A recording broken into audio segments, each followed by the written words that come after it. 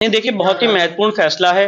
25 सितंबर 2020 से लगातार मेहनत की जा रही है कि कृष्ण जन्मभूमि के केस में जो फर्जी समझौता हुआ था 12 अक्टूबर 1968 को, उसको निरस्त किया जाए और उसके लिए ट्रायल चले। कोर्ट के माध्यम से हम ये साबित करें कि शाही ईदगाह मस्जिद इट्स अ केस ऑफ अतिक्रमण, it's a case of encroachment. और उसी कवायद में 4 साल तक ये पूरी कवायद की गई। ऑनरेबल इलाहाबाद हाई कोर्ट ने इस मामले को अपने पास मंगाया ओरिजिनल ट्रायल के लिए। इसके बाद सबसे इंपॉर्टेंट स्टेप ये रहा कि 7/11 की जो एप्लीकेशन थी शाही ईदगाह मस्जिद ने दी थी, उस एप्लीकेशन पे 4 महीने तक ऑनरेबल इलाहाबाद हाई कोर्ट में डिटेल्ड सुनवाई हुई है। और जो शाही ईदगाह मस्जिद ने जितने पॉइंट्स रेज किए थे प्लेसेस ऑफ वर्शिप एक्ट के, वक्फ एक्ट के, स्पेसिफिक रिलीफ एक्ट के, ऑर्डर 23 रूल 3A के, साथ ही साथ लिमिटेशन एक्ट के, उसका हमने बिंदुवार तरीके से काफी डिटेल्ड तरीके से उसका जवाब दिया है। तो मुझे लगता है कि अगर आज ये जो जजमेंट है बहुत इंपॉर्टेंट है, क्योंकि जो प्लेसेस ऑफ वर्शिप एक्ट और वक्फ एक्ट का हर्डल है, इसको पार करना इस केस में बहुत ही जरूरी है, अति महत्वपूर्ण। देखिए हमें पूरा विश्वास है कि हमारी जो रिसर्च है बहुत स्ट्रॉन्ग रिसर्च है और उसके एक लीगल बैकिंग है, क्योंकि ऑनरेबल इलाहाबाद हाई कोर्ट का ज्ञान व्यापी के केस में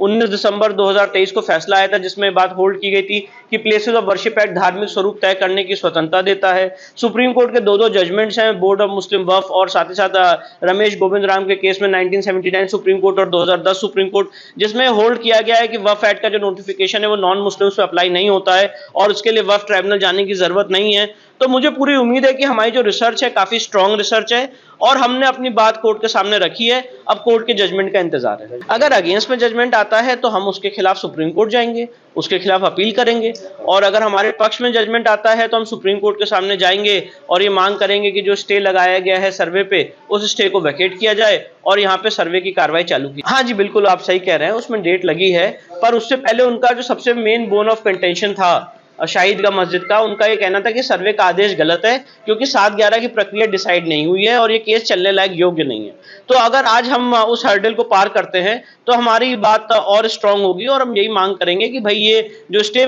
लगाया गया है सर्वे पे, इसको वैकेट किया जाए और वहां पे एडवोकेट कमीशन के माध्यम से कोर्ट मॉनिटर्ड सर्वे किया जाए।